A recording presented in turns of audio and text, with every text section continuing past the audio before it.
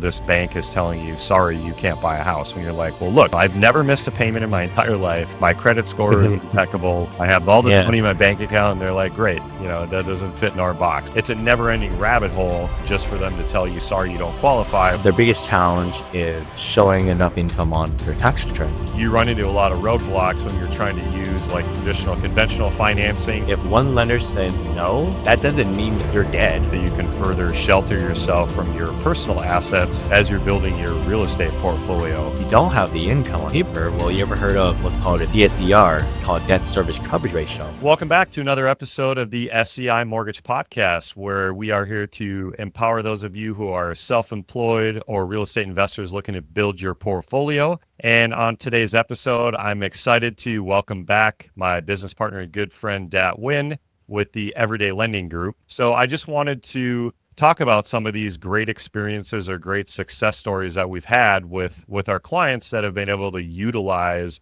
some of these great non-QM products. And no better person to do that than Dat. So welcome back to the show, my good friend. And I'm excited to chat with you a little bit about, some of these great success stories that we've had and unpack a little of them with you. Yeah, thanks for having me, Ryan. So I think it would be a good idea where we talk about the specific client that you mentioned recently where they're actually a real estate agent. So their profession is real estate and they're looking to build their portfolio, but more often than not, in that profession and so many others like it, you run into a lot of roadblocks when you're trying to use traditional conventional financing and you give the bank your tax returns or you give the bank, your 1099s. And at the end of the day, unfortunately, the write-offs that are taken, it reduces your qualifying income pretty dramatically. And there's still debt to income ratios, even if you're purchasing an investment property in that qualified mortgage space. So I'd love for you to kind of go over some of the details, in this particular scenario that you just ran into recently and kind of tell us, what the challenges were and, what you did to solve for that. Yeah. So my clients, they're real estate agents and real estate investors. They had a portfolio of 5 properties. Towards about Thanksgiving, the door next to one of their investments for sale. And so they were like, okay, they wanted to jump on it. So they put an offer in and they try to get approved with the lender. And then what ended up happening is just like you said, they sent their tax return, they sent all their income document and ran their credit and everything. And the lender said, sorry, you can't get approved because you don't show enough income. They had 50% down, but they needed to get financed the rest. Really like the neighborhood, good cash flow. They have a few rental properties within that radius as well. And it was perfect because it's right next door to their other investment property. So for them, if you want it really bad, at the same day when they got turned down, I sent a mass email. A little company generic, happy Thanksgiving that, we all think that doesn't work, right? Yeah, they saw my number. They just called me and they're like, hey, we have a property in mind that we're trying to buy, but, we don't have the income because the other lender turned it down. And so we talked about it and I was like, tell me your scenario. How much do you need? And they said, hey, we need about $250 in loan in order to purchase this house. And I was like, well, okay. And because they already had 50% down, all they needed was another $250. I looked at their portfolio and they had about the other 5 properties are free and clear. As I was going through their portfolio and going through their application, I was like, well, you don't have the income on paper. Well, you ever heard of what's called an investor loan or DSCR, called debt service coverage ratio? There's a way to do it where the lender looked at what your rents are on a property or one of your properties, and based on the rent compared to the payment of the loan that you're trying to get, as long as those rent cover the principal and interest, tax and insurance payment, then you'll be approved. And they're a little skeptical, hey, this doesn't skeptical, seem like normal. Yeah. And now they're a lot older too, of course. So they're a lot older, so they haven't heard of something like that, and they're skeptical about it. And I was like, why don't you come to my office? We'll sit down and I'll break it down to you. So they came by the office. This is how it works. Okay, you need a loan of $250, right? Yes. Okay, property that you have right now that you own is free and clear. Let's say I take $270,000 out and $270,000 loan on the property, cash out. The monthly payment with the current tax and insurance that you're paying on this property is going to be $2,417 a month. Okay, that's going to be your mortgage payment with taxes and insurance. The rent, how much are you getting rent per month here? $2,500 a month. Then the rent are more than the payment that qualifies you. That's how it works. And they go, that's it? I go, yes, that's it, right? Of course, you have to have reserves, we'll go down the rabbit hole. That's the gist of it. And I was like, that's it. That's all you have to show. You have excellent credit. That's really it. You guys have other real estate property. The lenders don't like that. We're good. That's all you need. And I was like, cool part is, you can refinance better too. So they had the offer in already. I called the listing agent on that property and said, hey, the deal's not dead yet, right? I got a way to make it work. I got DSCR. Listing agent goes, are you sure? I'm like, yeah, we're actually going to just pull out money from one of their properties and buy his house all cash right after. And so the listing agent, sure, I'll give you, sure, let's see if you can do it. And it took us less than 30 days to do it, right? We just had to show proof that they're receiving the $2,500 a month with their bank statement. And then we need a lease agreement to show like how much they're leasing out for proof that it's being occupied. And then an appraisal as well, right? The appraisal wants to come out there. We want to make sure that value their house that they're collateralizing. And then also if there's tenants involved, right? That it's not an empty house. So that was a big win. They end up getting another rental property in their portfolio right next to the other one that they wanted. So everybody was happy, and I was happy. They're happy, and now they're calling me again. Actually, last week and asking me like, "Hey, we were thinking about buying another one now." All that to say is that a lot of people are listening to the podcast at me that they probably either heard about it or want to know about it, and being in our industry, this type of loan program has been around since like 2018, 2019, from what I remember. And, having this program for quite some time, in our world, we think that, hey, like kind of normal now, it's kind of normal now, but I found no, not many people know about this. And that's the moral of the story is that if one lender says no, that doesn't mean you're dead. You know what I mean? You have to ask around to make sure. Just because the lender already said no, don't take their word for it, because it may be just that lender that's saying no because they don't offer other programs like your traditional banks, right? You and I both know what traditional banks like your Chase and Bank of America can really do. Not much, right? So that was a good story that we experienced a few months ago. It's a perfect example of how, it does so many things. There's a lot to unpack there, but, some of the standout things are, number one, I couldn't agree with you more. I run into every single day, I'm very passionate about these types of loan products coming from working at a big bank, for over a decade before, transitioning over to, other types of lending. And it was the same thing for me. Like when I first started, I'm like, I was so used to saying no, I'm sorry we can't qualify you, because I had to live inside this box, not knowing that all of these other fantastic programs were out there.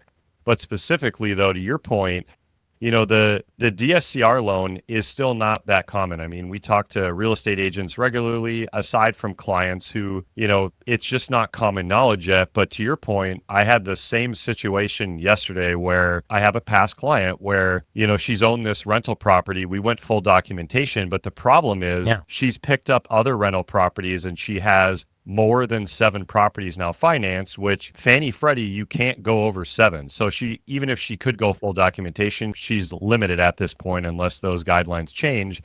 But more importantly, though, the rate that we're giving her using a DSCR loan is exactly the same as what it would be with full documentation. But to her point, though, there was definitely initial skepticism. Like, this just doesn't seem like this is a loan that I would want. And I understand that. So a lot of the initial conversation was just educating her that, it is just like a traditional 30-year fix in a sense that you can pay it down, you can pay it off, you can sell this property. Like, unless you've chosen to add a prepayment penalty to receive a better interest rate, there's no stipulations. But the other important factor is you can vest these loans in your LLC, your corporation. Like, they don't have to be individually owned, so you can further shelter yourself from your personal assets as you're building your real estate portfolio.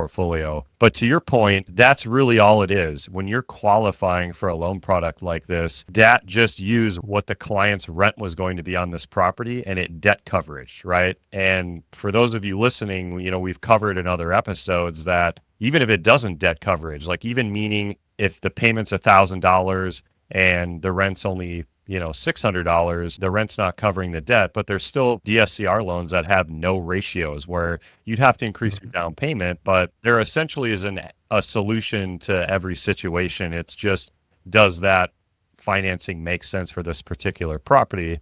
And to your point, as rates, we hope, knock on wood, continue to decrease, the client has the ability to further restructure for even a lower interest rate or access cash out. I mean, there's just so many things you can do with it. I love it. I mean, aside from the bank statement loan, I think the DSCR loan is the second highest loan that we utilize on a regular basis. And just because it's so simple, straightforward, and powerful, I really wouldn't know any other way to describe it, just coming from the conventional world. But yeah, one other thing I want to mention too, though, is, so I'm assuming this client was putting a 50% down payment, but where they probably, this is where I need your input, is where I'm guessing they ran into challenges where, his bank account is seeing deposits every single month from these other properties that he owes. But when the bank looked at his tax returns and his Schedule E, he probably had written off all the rent and maybe then some, and it was showing a loss. And what happens is, not only is it showing a loss, meaning like now you're basically having to show that your regular W-2 job or whatever you do for a living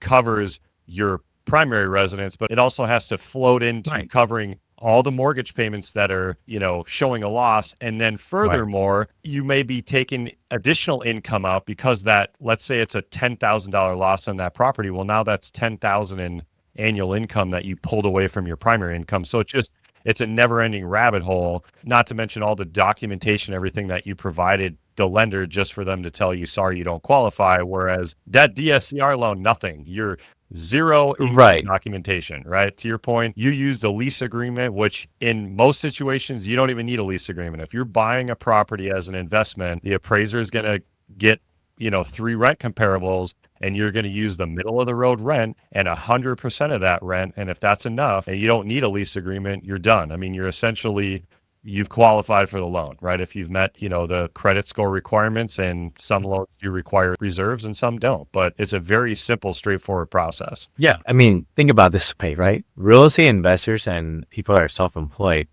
their biggest challenge is showing enough income on their tax return, right? Or on paper. And the thing is that these deals come, no one's ever ready for this deal that just happens to pop up, right? Like of course, you know what I mean? Like most real estate investors, they knew that there was a deal coming. Yeah, like file more income or whatever, right? But most of the time, they're not prepared for when a deal pops up. Hence why these loan programs are the best fit for, real estate investors who are, actively looking for deals or a deal stumbles across them and they're like, you know what, the cash flow here makes sense. Yeah, let's do it, right? Back to the bank statement programs, self-employed, right? No, if someone's self-employed, they want to buy a house tomorrow, more than likely they probably didn't file enough on their tax returns the year before the last 2 years, right? So that's why these programs has done so popular over, I would probably say, in the last 2-3 years. They're getting a lot bigger of a market share in the real estate world. Yeah, they really are. I mean, I think, I don't know the exact specifics, but I think it was around there was a 25% increase in market share of these non-QM products last year. And it's, potentially going to be 30 to 50% increase this year. And, you never know. I don't know if traditional banks are going to ever offer these types of programs, but regardless, if they do or they don't, I mean, that's really what, this SCI Mortgage podcast is about. We're trying to educate those of you that have run into so many roadblocks over the years with being self-employed and just being told no, even though your business is, doing very well or maybe even thriving. Yet, this bank is telling you, sorry, you can't buy a house. When you're like, well, look, have you, I've never missed a payment in my entire life. My credit score is impeccable. I have all this money in my bank account, and they're like, great, that doesn't fit in our box. So I was like, yep, no more. I'm here to make sure that we provide solutions. So I think that really sums it up, just the importance of these programs. And, that's a great success story. Like realtor, looking to purchase a rental property, and how is there an avenue for them to do that? And you don't need to go 50% down. Just there's DSCR loans that'll go as low as 15% down, if it debt coverages correctly, and it can be a short-term rental. So I mean, just there's so many different boxes available, that these loan products can provide a solution to. It's pretty incredible. Cool, man. So I mean, I guess that pretty much sums it up. I don't know if there's anything else that we missed on some of the specifics of the DSCR loan. Anything that you can. No, I would say this product is probably the more simple of all the other self-employment or investment loans. It's pretty simple, I would say. Awesome. All right, my man. Well, again, thank you for hopping on here today. I definitely want to do more of these where we I love it. Yeah, that's cool. Sharing these success stories, especially like, we'll get into some really creative, as we like to say in the industry, like they have hair on them where, it's just nothing is cookie cutter about this scenario. So, I look forward to going over some more of those, in episodes to come. And in the meantime, if you are curious, you want more information on, how these DSCR programs or bank statement loans work, definitely head over to scimortgage.com. We've got tons of, content there and tools and resources for, you can actually calculate if the property is going to positive cash flow or break even. Lots of cool tools to play with there and ways to get in touch with us. And really grateful for everybody being a part of the community. And just remember to let your income work smarter, not harder. We'll see you on the next one.